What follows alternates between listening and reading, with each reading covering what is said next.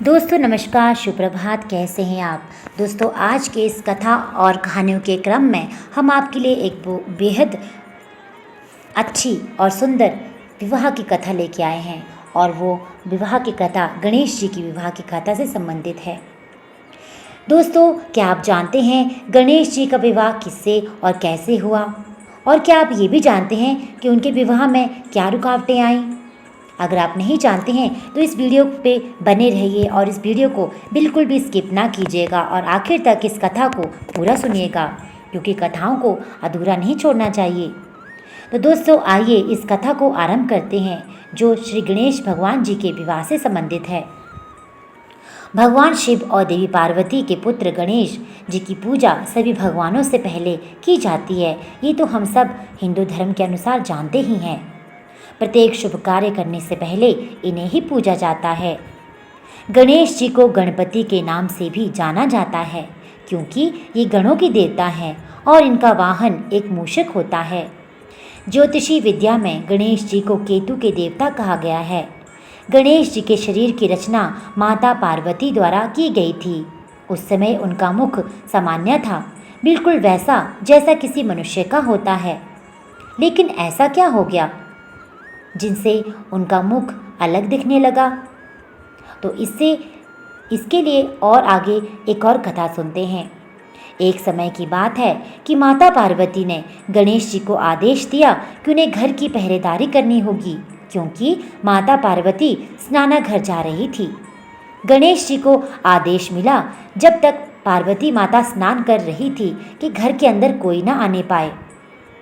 तभी दरवाजे पर भगवान शंकर आए और गणेश ने उन्हें अपने ही घर में प्रवेश करने से मना कर दिया, जिसके कारण शिव जी ने गणेश का सर धड़ से अलग कर दिया। गणेश को ऐसा देख माता पार्वती दुखी हो गई। तब शिव ने पार्वती के दुख को दूर करने के लिए गणेश को जीवित कर उनके धड़ पर हाथी का सिर लगा दिया और उन्हें प्रथम पूज्य का वरदान दिया। दोस्तों, क्या आप जानते हैं गणेश जी का विवाह किस कारण नहीं हो पा रहा था? गणेश जी के 2 दंत भी थे, जो उनके हाथी वाले सिर की सुंदरता बढ़ाते थे, किंतु परशुराम के साथ युद्ध करने के कारण गणेश जी का एक दांत टूट गया था। तब से वह एक दंत कहलाए जाते हैं। 2 कारणों की वजह से गणेश जी का विवाह नहीं हो पा रहा था। उनमें से कोई सुशील कन्या विवाह करने के लिए तैयार नहीं हो रही थी।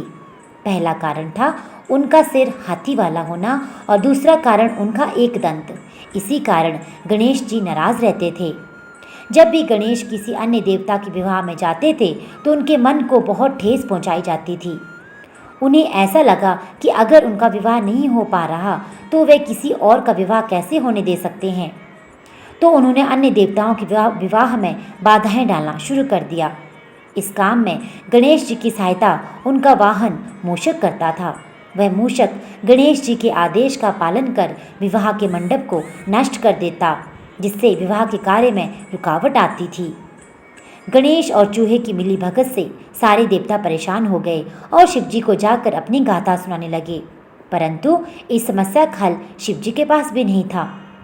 तो शिव पार्वती ने उन्हें बोला कि इस समस्या का निवारण ब्रह्मा जी ही कर सकते हैं।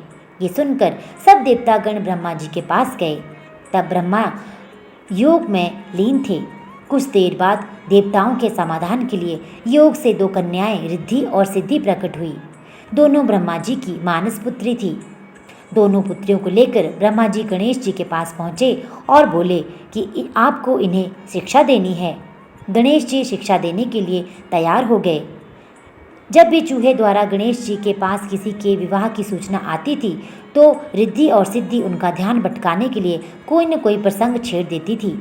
ऐसा करने से विवाह बिना किसी बाधा के पूर्ण हो जाता था। परंतु एक दिन गणेश जी को सारी बात समझ में आई, जब चूहे ने उन्हें देवताओं के विवाह में बिना किसी रुकावट के संपूर्ण होने के बारे में बताया।